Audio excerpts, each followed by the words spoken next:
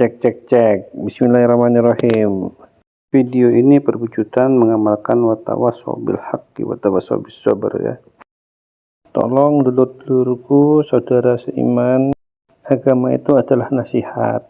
Jangan salah paham. Nanti kalau dinasihatin dikira benci. Dikasih nasihat dibilang memvonis. Dakwah itu kan memang menyinggung. Kalau Anda tersinggung, bersyukurlah. Karena itu adalah sinyal-sinyal hidayah. Selama yang menyinggung Anda itu adalah dengan dalil Al-Quran dan Sunnah sesuai pemahaman para sahabat, maka Anda harusnya berterima kasih. Jika tidak ingin tersinggung, maka saran saya jangan dengarkan ceramah. Nonton komedi aja. Oke, barakallahu fikum. Selamat mendengarkan. Intinya bahwa kita punya kewajiban untuk saling memberi nasihat. Tidak mengapa guru ngaji pun diberi nasihat, keliru diingatkan, karena guru ngaji juga bisa keliru, bisa salah. Kita tidak dituntunkan untuk taklid. Kita tidak dituntunkan untuk taklid.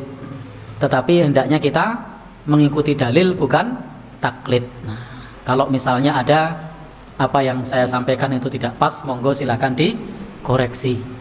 Saya pernah satu saat ngisi di PCM Kretek waktu itu, membahas tentang sholat sunnah sebelum Jumat. Saya mengemukakan satu persoalan dan jamaah saya mengatakan bahwa persoalannya tidak seperti itu, dan ternyata benar. Saya sampaikan saya salah, jenengan benar. Ya tidak masalah, memang saya salah. Maka dalam masalah ini kita harus berlapang dada ketika ada kritik, ketika ada masukan, ketika ada koreksi. Bahkan dulu saya turun dari mimbar itu langsung dikritik, Ustaz tadi ceramahnya kecepatan. Oh ya, besok kulo dandani supaya tidak cepat. Jangan sampai kemudian wah tadi saya kecepatan karena saya terburu-buru tadi. Nah, puji Allah Subhanahu wa taala ketika antum mendapatkan hidayah. Ketika antum jauh daripada taklid buta.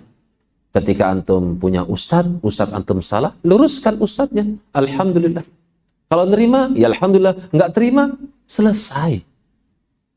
Wa ma'alaika ilal balagh. Tugas antum hanya menyampaikan. Dan alhamdulillah banyak juga jamaah yang ngoreksi saya. Ustadz, antum kalau salam, assalamualaikum warahmatullah.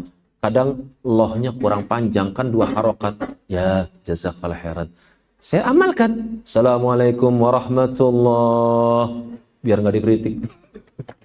Ada lagi, Ustadz, kadang antum ini bacanya huruf do-nya kurang ini kurang panjang 2 harokat. Ya, saya terima. Kenapa? Ya itu kan masukan. Masukan dari jemaah untuk apa? Untuk memuliakan saya. Supaya saya tidak salah, kan gitu. Dan saya bersyukur, alhamdulillah. Urusan dia pengen menjatuhkan saya, itu kan cuma suudzon aja. Ini nasihat yang terakhir Syekh Abdul Razak datang ke sini beberapa minggu yang lalu. Ya, saya ketemu beliau. Saya bilang, Syekh, saya sepertinya dituduh macam-macam, dituduh radikal dan macam-macam ya. Padahal saya sudah begini. Saya minta nasihat.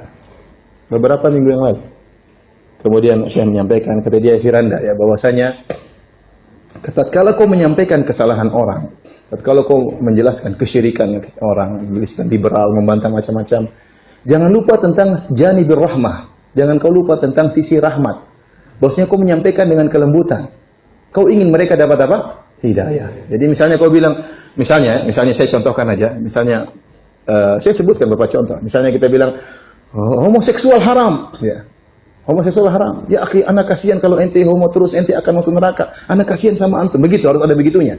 Tapi kalau homoseksual haram, binatang saja tidak, masa itu kan ngejek namanya. Paham?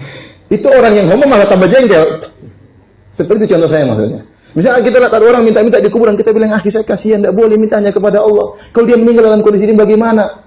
Bagaimana kalau dia masuk neraka? Ini saudara kita, seperti itu maksud saya. Itu yang sering dilupakan oleh saya sendiri bicara tentang diri saya. Selama ini saya tidak begitu. Selama ini saya sangar. Otaknya taruh di mana misalnya begitu. Nah, repot kan? Orang yang dengar belum tentu dapat hidayah. Padahal kita ingin dapat apa? Hidayah. Allah berkata kepada Nabi-Nya sallallahu alaihi wasallam, "Fabima rahmatin minallahi linta lahum, walau kunta faddan ghalidhal qalbi lam faddu min hawlik."